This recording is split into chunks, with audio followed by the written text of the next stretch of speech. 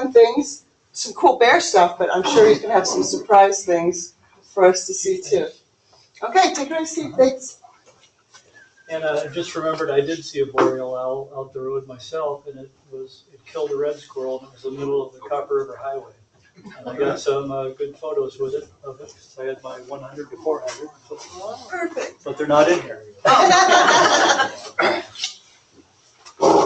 So yeah, as the title there says, I wanted to talk about trail cameras around Cordova. And I've been putting out trail cameras since 2020. And I first got interested in it after going out on a trip with Charlotte and a deer pellet survey, and they also had some trail cameras out, and they had lots of really great deer videos and bear videos. So decided that, geez, I want to try that.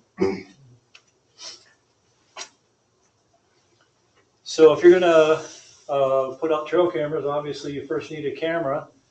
So this is just an example of some of the gear I use. You definitely need a camera, SD card, and I always use lithium batteries because they work much better in the cold and they last a lot longer, but they're very expensive. That's the only downside.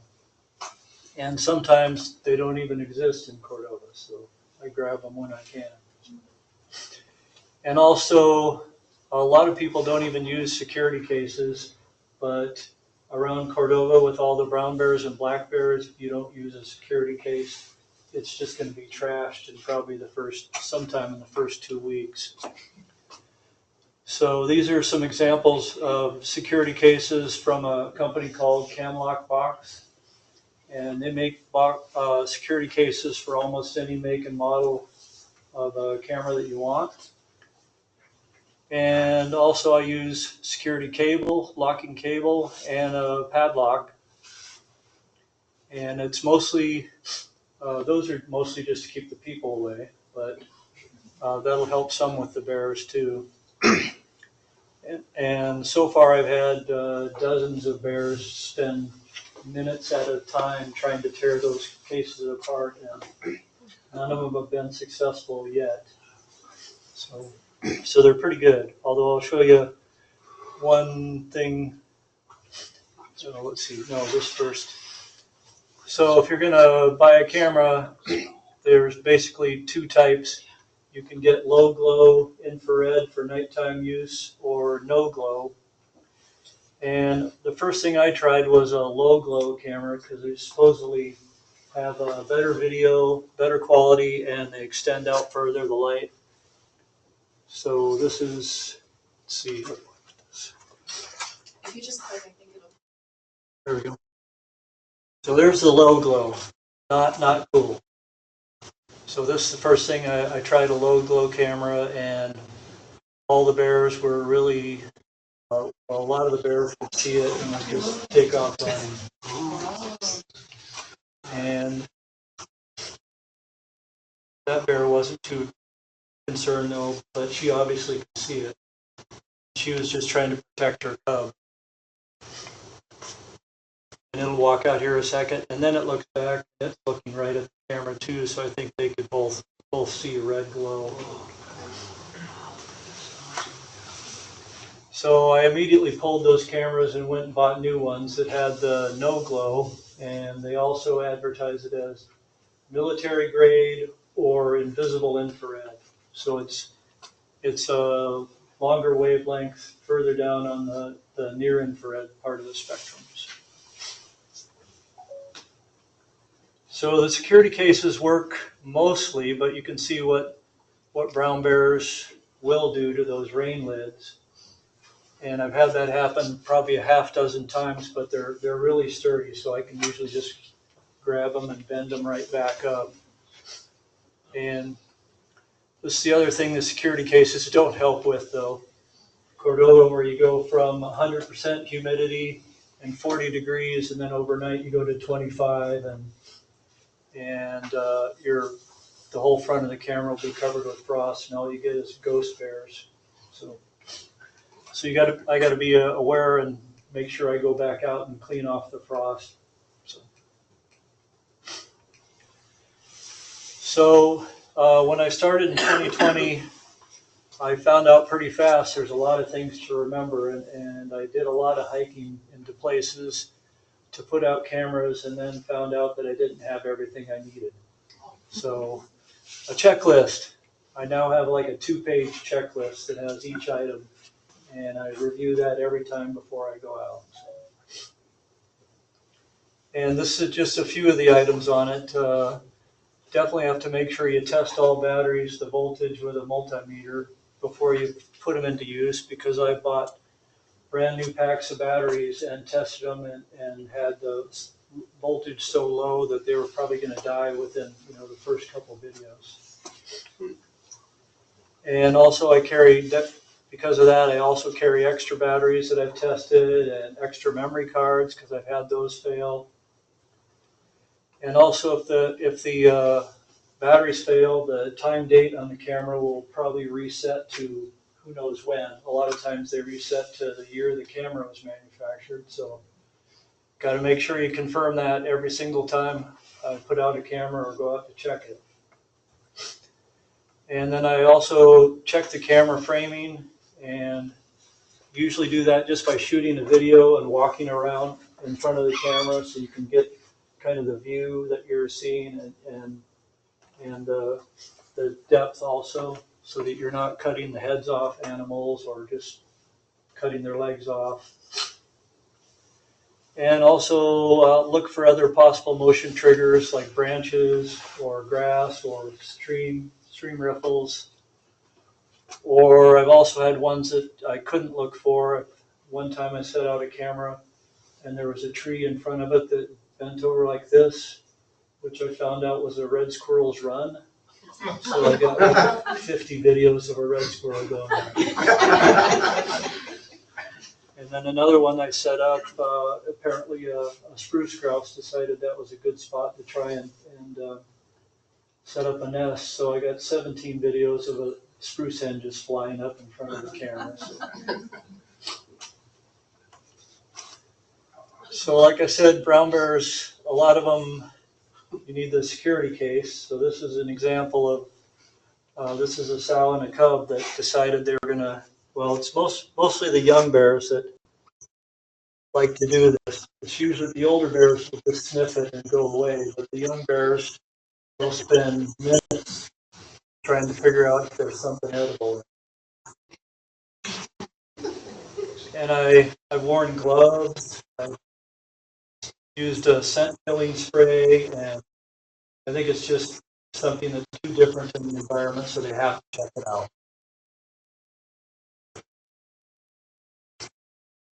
This is the other reason I put that video in there. Mom found one of the scent marking trees that I found in this area.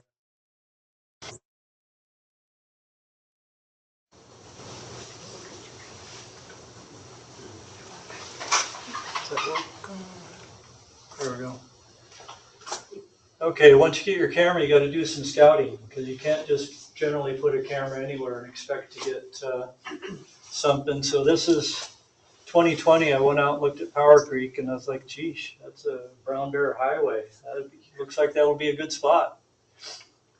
And I was really curious how many bears that is. So I've got a video on later where I tried to see how many bears are going by there over a period of time.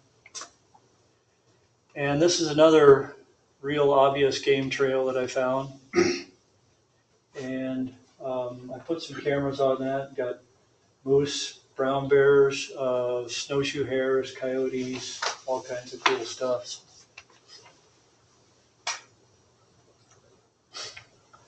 So since I'm putting a lot of my cameras out to try and get videos and pictures of brown bears and black bears, you better have an idea what you're going to do if you run into bears and how to avoid them. So I did a lot of looking at books and online for trying to come up with a strategy.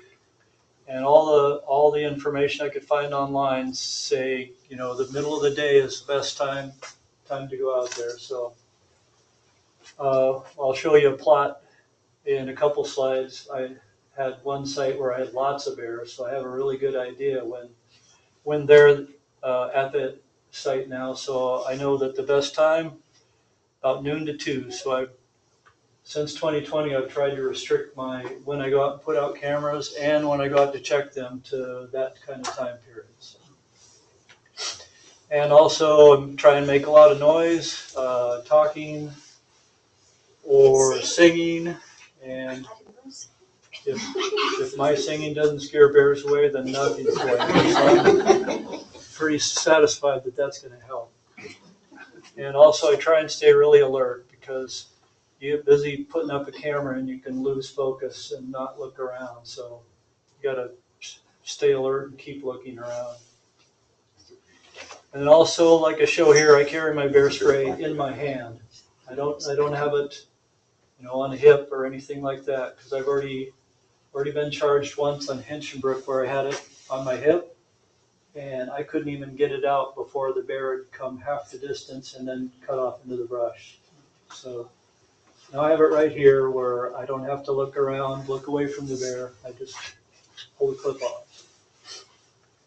And also I've started, in addition to the bear spray in my hand, I've started carrying a second one right here on the sternum strap of my pack.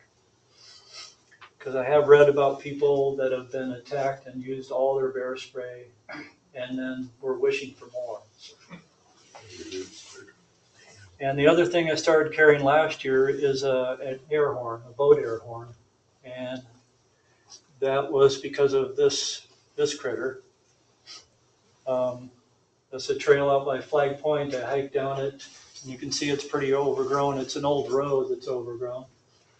And I hiked down the trail, got halfway down there, and this black bear was in the center of the trail, and it didn't seem like it wanted to go anywhere, so I left, came back the next day, same thing, right in the center of the trail. So I came back 3 days later and decided I'd bring an air horn too, and walked all the way down the trail, no bear, and I thought, geesh, I'm good. And then I got halfway back, and it's in the center of the trail. And it wasn't like other black bears I've been around where they act like they don't see you, they don't hear you, nothing happens until they smell you, and then they take off. But this one didn't want to take off. It just kept edging closer and acting like it was trying to stalk me. So I got out the air horn and just blasted it, and it took like 3 times, but it took off. And I still don't know what its issue was, but I didn't want to go back there. So I also carry a Garmin InReach and cell phone, and I possibly would just carry the cell phone, but there's a lot of places where I'm putting up cameras where there's like 1 bar maybe. So, and I've used the InReach a lot on backpacking trips, and I know it works well. So as I mentioned, I try to go out only between noon and 2. And this is a plot of some of the data from one of my cameras over 2 years. So I counted 135 bears over those 2 years in this site, and only 4 of them were between noon and 2. So it looks like I could extend it at this site maybe an hour earlier, but definitely not later. I certainly wouldn't go out there between 9 and 10. So.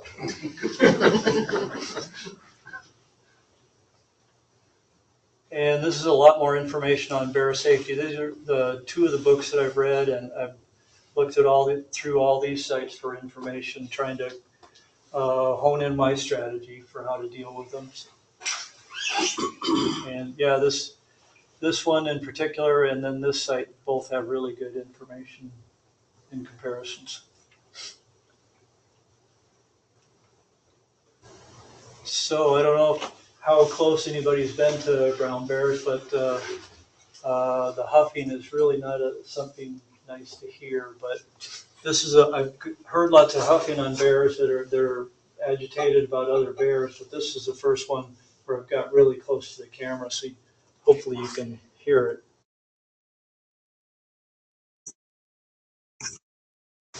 Here it is.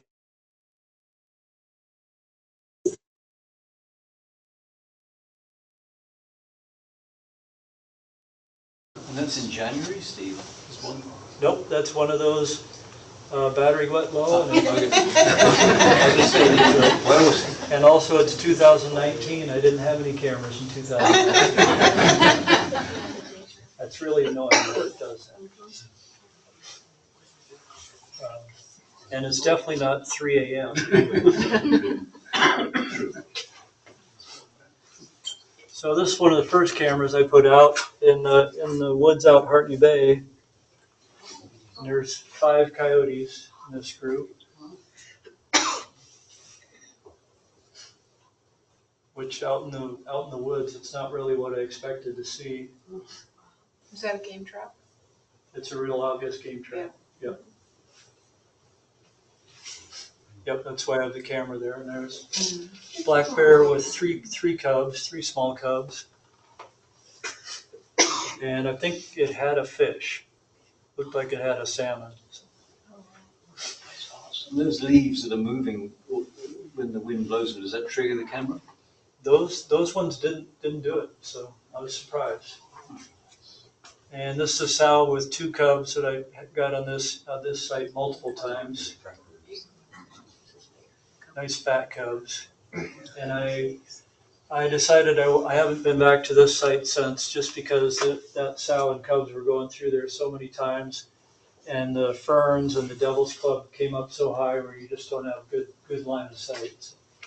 So you have to do that to be able to see what's going on.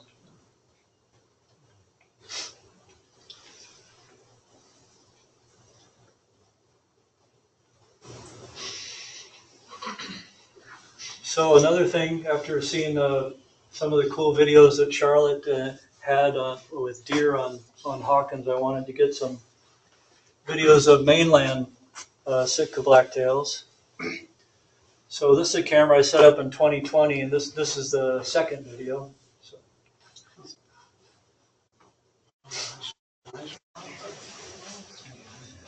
Yeah, I found some really obvious deer trails around here. There's another one from this year. I found a real obvious trail, set it up, and within 2 days, this is the first video from it.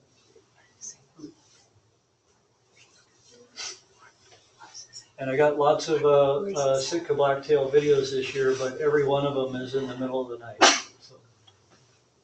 So if you're going to go deer hunting, you're going to have to jump them out of the day bed, I guess. And this is a site I chose because this tree had some rubs on it, so I was hoping to get some antler rubbing activity, but I think I was too late because nothing occurred. But they were feeding in this area, and this date is correct. So I still got deer there through middle of January, and I still have the camera out from this site.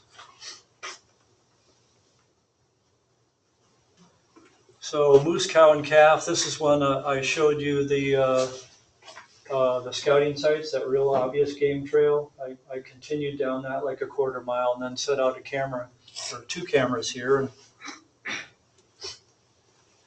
and watch this cow. Her ears go back right at the last second. So I think she saw the camera, and the calf really didn't seem to mind at all. How do you like those bugs?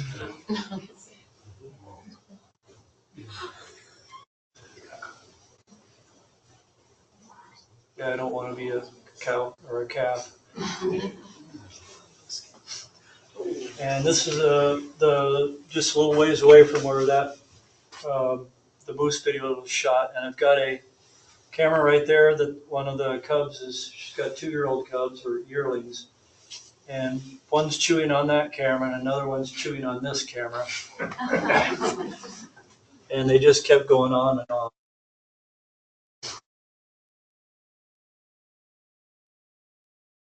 There we go.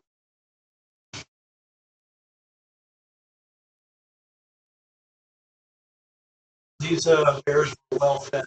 They're some of the most had the highest amount of feed of any bear that I saw before September.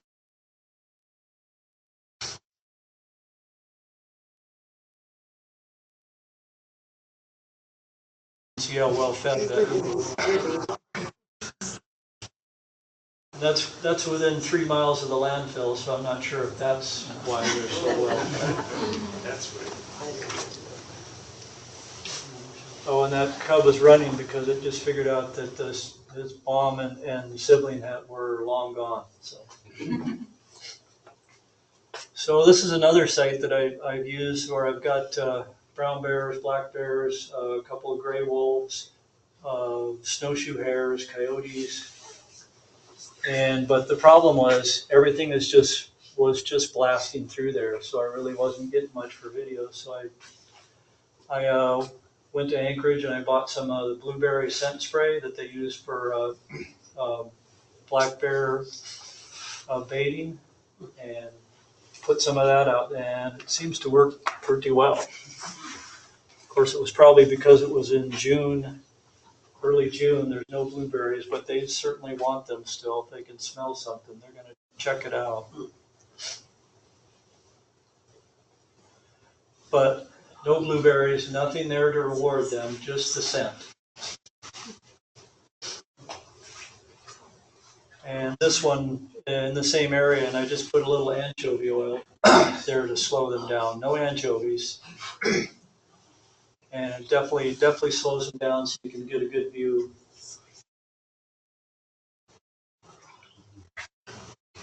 And that's definitely in April. So probably came out fairly soon. But it's also only a couple miles from the landfill. So they could probably come out earlier. So this year at Power Creek, I did some scouting around and I found 3 different places where it looked like a bunch of kids were digging in the sand. So I had to put up a camera to see what was going on there. And this is one smaller brown bear that showed up and spent like 10, 15 minutes just hanging out in the sand. It's like he's on the beach. But I speeded it up by five times here in a second, you'll see. And you notice his head keeps popping up though, and his ears keep going up, even though he's trying to get a nap in. And there's lots of bears there, so you probably shouldn't just go to sleep.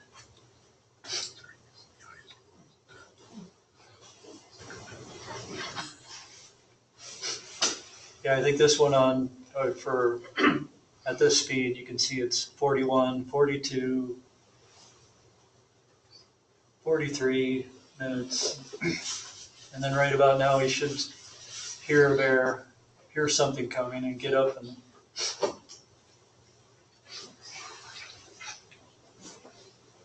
and here comes the bear. And then you get to see some bear breath. There you go. That was unexpected.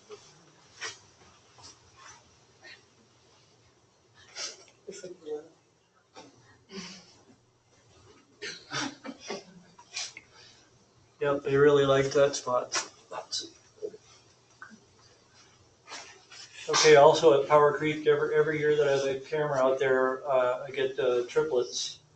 I see triplets, so it's a few video clips of the triplets.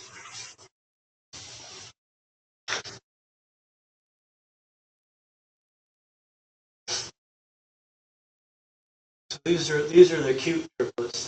The last clip is the mean one. And there's another clip of, I think these are the same triplets, and I think it's their first snow that they've seen, so they're really checking it out. Or else they know that their mom just crossed the stream and they don't really want to go do that again. So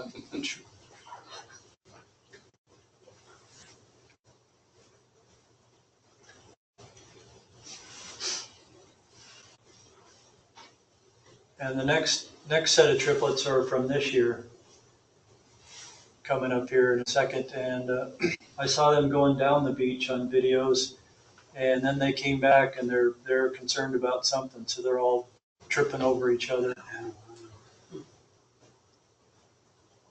And that's a pretty small sow to have triplets. So Hopefully she got enough food. Here's the mean ones.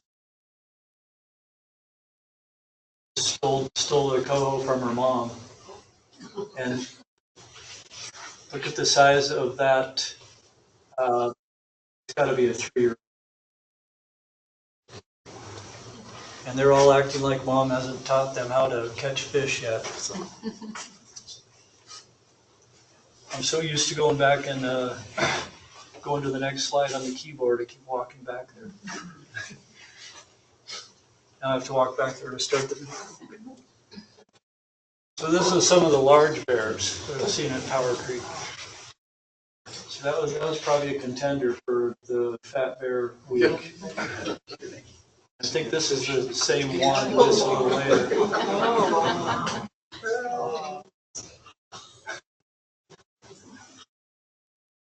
And I did get some videos of that poor bear later, and it was really limping badly on its left rear legs. But it looks like it has enough weight to go picking up. This is a bear from this year. Looks like a happy dog here again.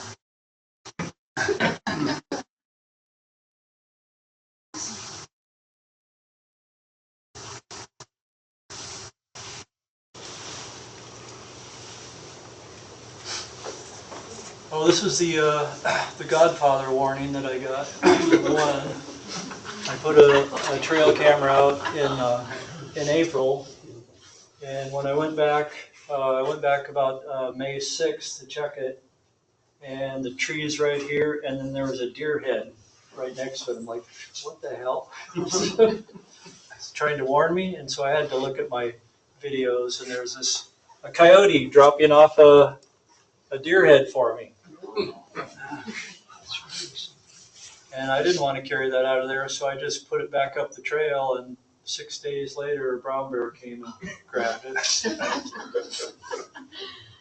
But I decided I was not going to walk up that trail any further because if there's a deer carcass, I don't want to be around it. So apparently that's how coyotes try and warn you off. Okay. You've heard how fast bears are. This doesn't really show the fast ones, but the next clip will. That's definitely a boar there, chasing that one.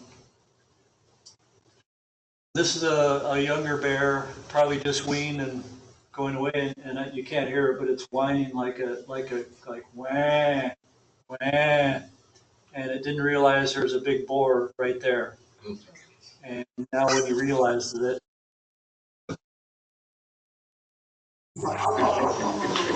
so I'll show it to you again.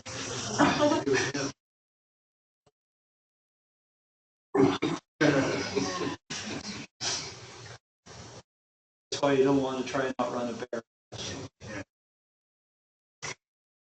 And I think that is the only boar that I've seen at Power Creek in 4 years of trail cameras.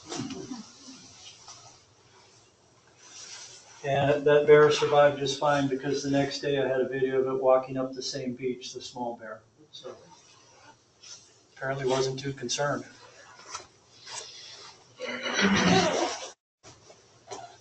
Okay, this is another bear being chased by a big boar, which is, it must be really stressed because it is foaming at the mouth really badly. And he'll come right back. And now you get to see this scent marking tree. This is one that they've used a lot. It's got claw marks all over it and bite marks, and black bears are using it, brown bears are using it. There's some clawing. There you can see foaming at the mouth. Did you measure that? How tall is that bear, Robin? Next slide. That's on the next slide.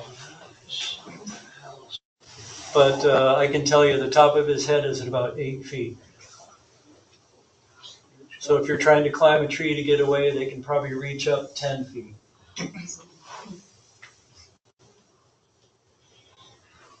And he leaves right here and then leaves for 17 minutes. And the next video is chasing that same bear again, going back the other way.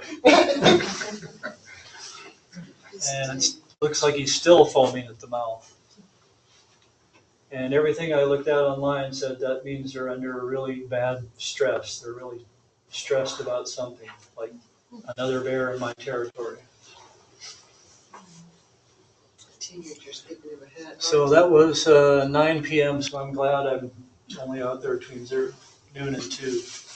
That looked like it would be a bad time to be out there. And this video has the screen grab that was on the first slide.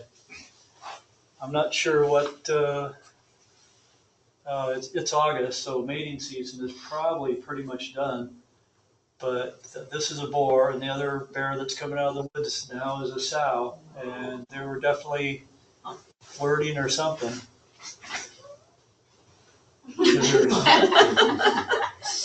There's no growling going on when they are jawing at each other, so.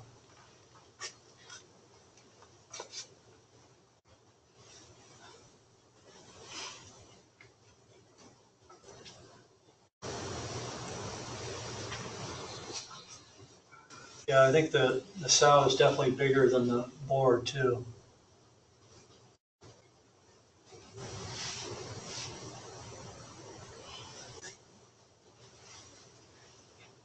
Yeah, that doesn't look like fighting. That's not a fighting stance. But it's just weird how he's so concerned about the scent tree. That's all he can think about.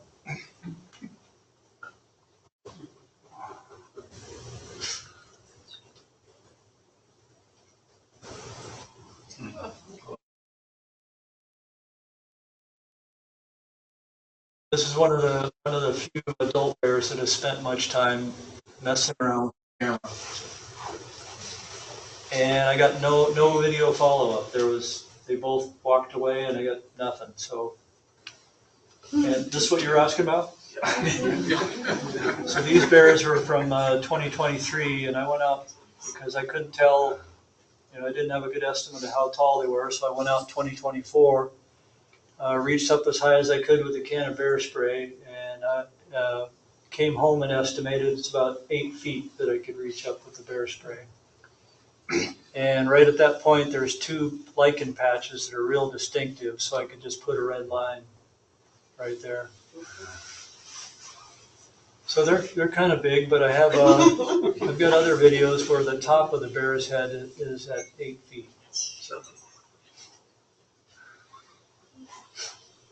So this is a video or a selection of video clips put together of that scent tree from 2023.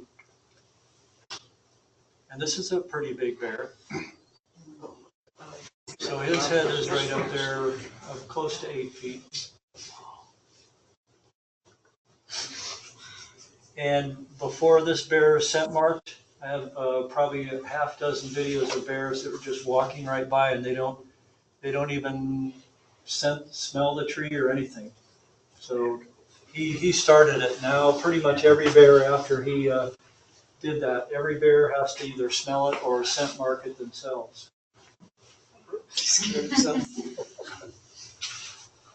And I've got two videos, I think, of that bear accidentally knocking a branch off and scaring itself.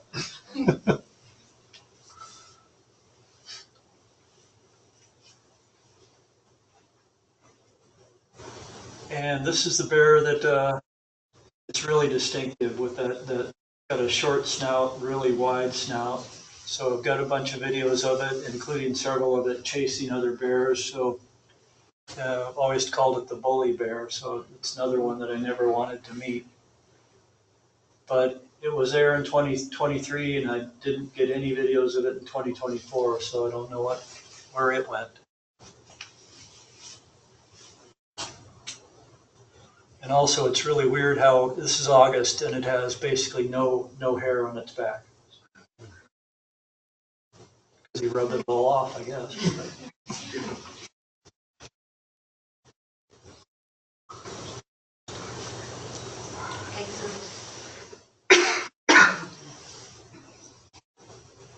And I thought that was the biggest bear out there until this one came along. May not be taller, but it's definitely probably got 100 pounds on that other one. And it's got a red beard. And this is another bear that got a couple videos of it in 2023, but it didn't show up again in 2024.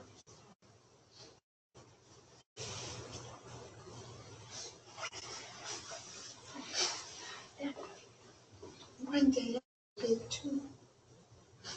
And I've got, I think it's the same bear. Another time it came back, it's just rubbing its head for minutes at a time.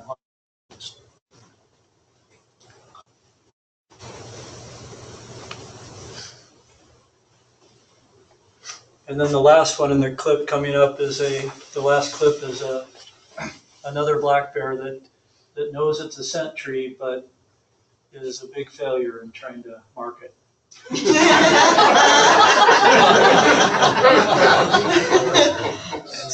gotta work on that. Gave up pretty fast. Let's see that again.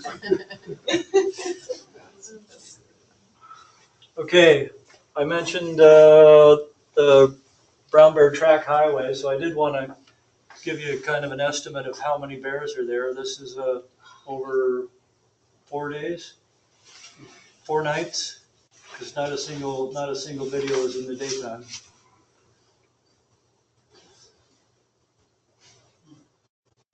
And I made a count of them one time, and I counted 44.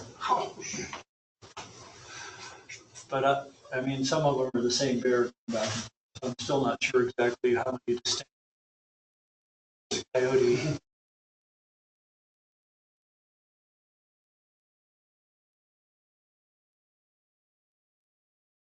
I probably wouldn't go hiking around out there.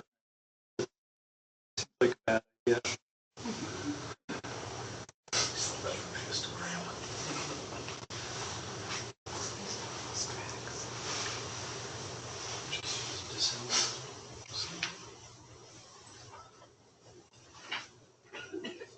Oh yeah, there was some dangerous animals. That was December 10th. He's out kind of late. Okay, that's pretty much it. I just had some a group of photos that I. Is that a lynx in the middle?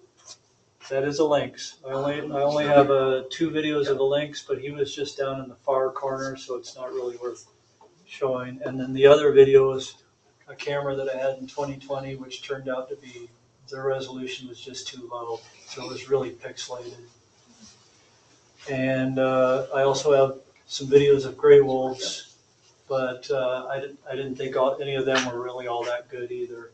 So, just the wrong lighting conditions. That's just a screen grab from a video.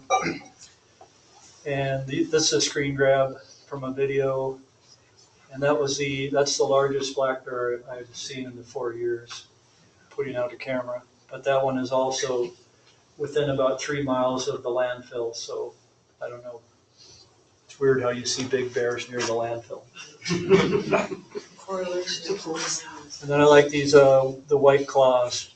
I did have this trail camera set up to take photos for a while, but it's I need a tree to mount it on that's just like another 5 feet back. So I think that's it, unless I'd have to unfreeze another video. But any questions or?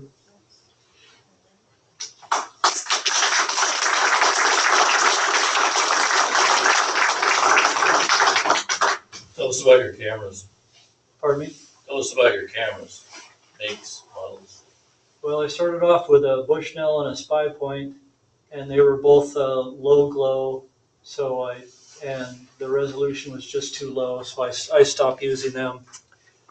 And I talked to Charlotte and Milo about what they were using. They were using Browning cameras, so I bought some of those, and they seem to work really well.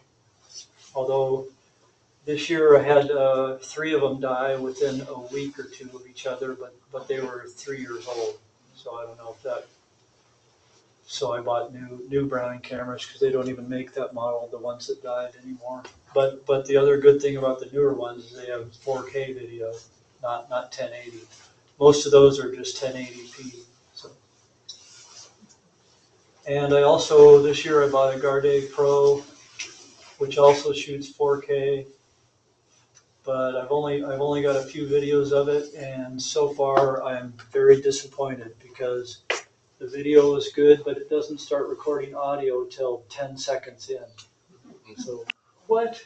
And then I have a Tacticam too, which is a cell camera only, and so far I just haven't set it up. So, but it has really good reviews. And the price of the cameras has been between 100 and almost 200. So, but their price range is all over the place. But the lower price ones, I don't think I would trust. The resolution would probably not be satisfactory. So. And what about the metal cage around the camera? How much they cost? Like 50 plus, $50. They're not cheap, but if they keep you from losing a $200 camera, from the first bear that comes along.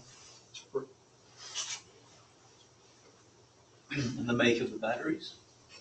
Oh, I just get the lithium batteries from here in town. I don't remember what the. How long do I they think tend to last? One there's season? only one manufacturer of AA lithium here in town for sale.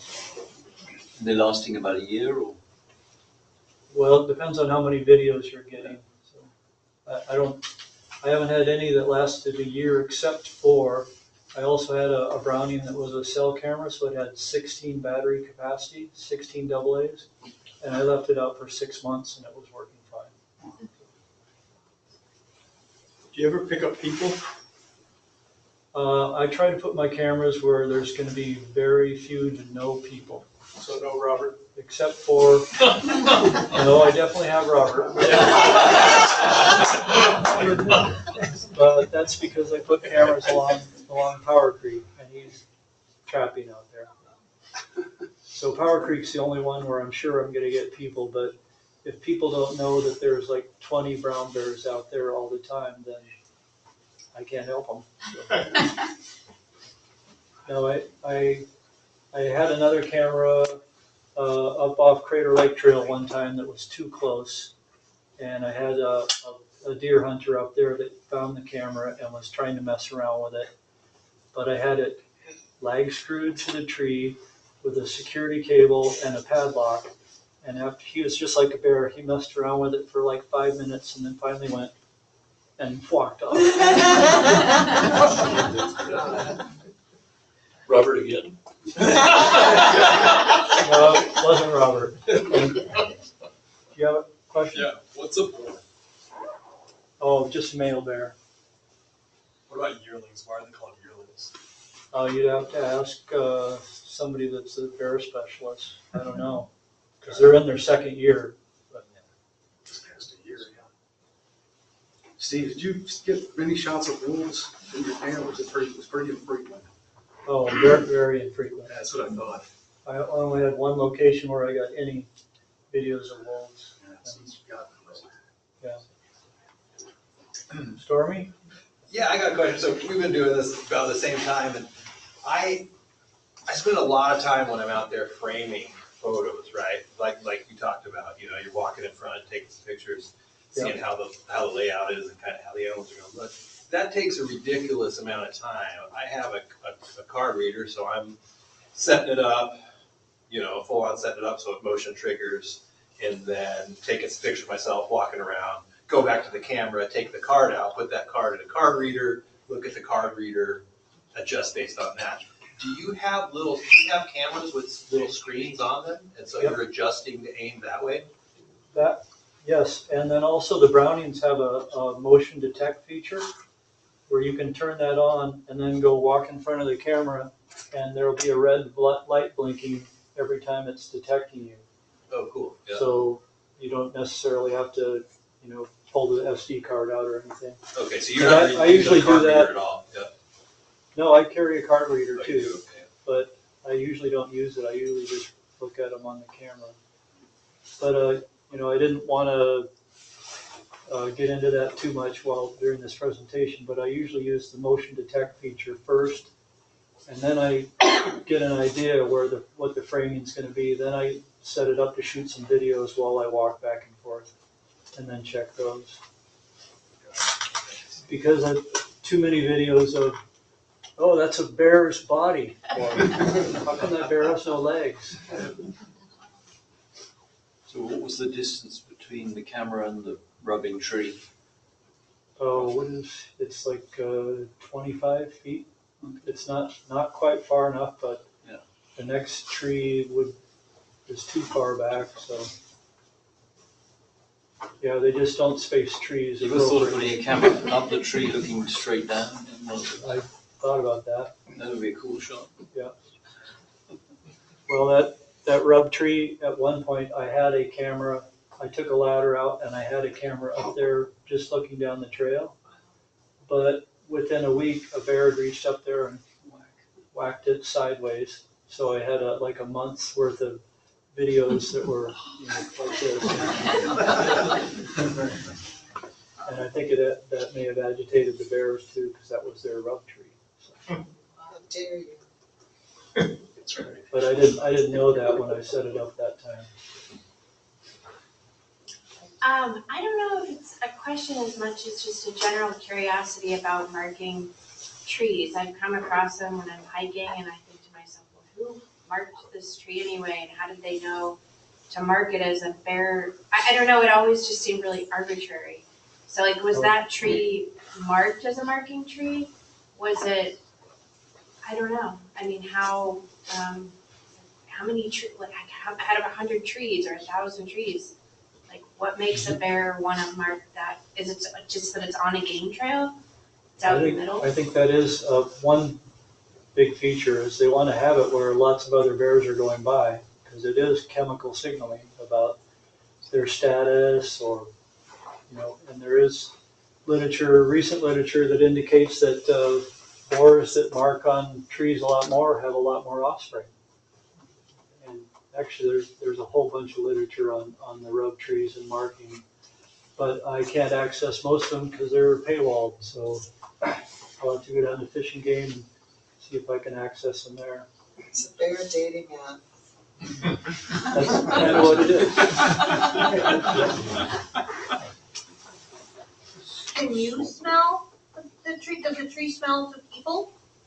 It doesn't to me, but from what I read, other people said on some trees they can definitely smell it. And also, I had some folks reported online that after bears marked it, they would have deer come up and smell it. They'd have moose come up and smell it. So, but by that rub tree, I had deer go by. They never even glanced at it. Moose with that same trail, not even glance. Coyotes didn't even look at it. So.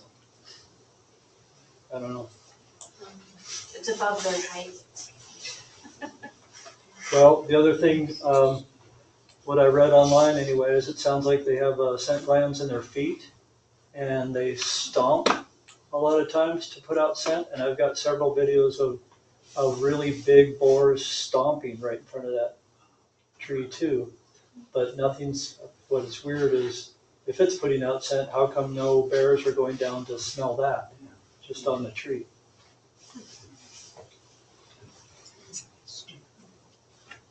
Have you learned anything that has made you change your behavior when you're out there hiking? And do you have any advice for the rest of us mortals? Don't go to that one trail that Yeah, what changed is I now carry 2 cans of bear spray and the air horn. And I'm a lot more wary about going out to some places that I've been going pretty consistently. Like that trail after seeing that bear foaming at the mouth, for example, I'm thinking that I might just put out a camera early in the spring and then go back in September. Whereas usually I've been going out every 2 weeks or so. How long does it take you to go out to the location, just out of the tree, hike wise?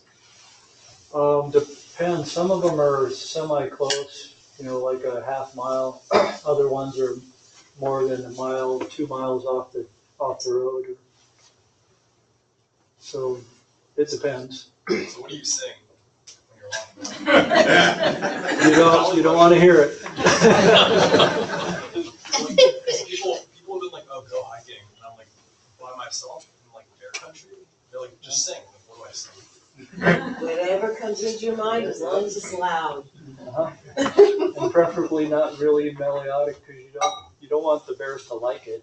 Or high and squeaky to sound like prey. AC/DC works good. There you go, heavy metal. I did see a video of a woman that was hiking on the Pacific Crest Trail, and a mountain lion came up, and she had something like AC/DC and played it really loud to scare it off. AJ did the same. Yeah, took that. AC/DC works at sharp. Steve, do you ever use your air horn before you see the bear to let them know you're coming, or only after you see the bear? No, I've used it before too, and because there's at least one site that I'm using there, you have to go through a bunch of thick brush before you get to really nice woods with a trail. Yeah. And so I usually blast the horn some before I'm going through all that brush. Okay, good. I want them to know. I don't want them to surprise us. So, yeah, Powder Creek, high concentration of bears. How do you compare that to the concentration of bears out Hardin Bay? I know you've seen some big ones out there. It's probably about the same. What I estimated at Powder Creek this year was 15, but that includes cubs too. When you say Power Creek, are you talking about like the last mile of road, or are you talking about like deep in the Forest Service trail area? Nope, that's just the last mile of road. Yep. So every time you go out there, you're probably within 100 yards of lots of bears. If there's fish, there's bears. Phil? So do you find you can identify individual bears by sight pretty readily, or are some kind of, just too nondescript? Seems like I can identify a lot of them, but there's definitely some that I cannot when I see them again. I'm not sure if that's a distinct bear, or when I see it again, is that two bears? I don't know. Yeah. No, I just there's one of the researchers that is using trail cameras and investigating scent trees. She's also using facial recognition on bears, and apparently it's working pretty well to be able to identify individual bears. No happy bear website yet. I know when Drew worked for the Science Center doing stream surveys out of Hogan Bay on Knight Island, he said they got really good at identifying individual bears because they're going day after day up the same stream, and they were seeing the same bears, and they had names for all of them, and they could identify them at a distance often. Yeah, no, there seems like there's a fair number that I can't identify. But I did have one that I called the bully, and the big one, the big red. So yeah. Do we have to wait another 5 years for your videos, or you can have one every year? Oh, I don't know. I didn't even show most of the videos I got this year. Did you have a YouTube channel you put them up on? No. You'd be rich and famous. You are. No, I think there's already a lot of scent marking videos on YouTube. So if you're on Facebook, there's Yukon Wildlife Cams, and I think they're set up probably on at least 5 different sites, and they're really good. And they're just short, 1-minute clips of wolverines, elk, and feral horses, moose, bears, lynx, snowshoe hare, porcupine. Pretty good variety. Well, I'm always surprised when I set up the trail camera, and I always get snowshoe hares no matter where I set it up, because I never see them when I'm out hiking around. And if you know where I can put a trail camera to get some Wolverine footage, I'd love to put a trail camera there. Thank you, Steve, that was really fun. Thanks for coming. Steve, what's the next science center job? So not next week, but the following week. First week of March, the next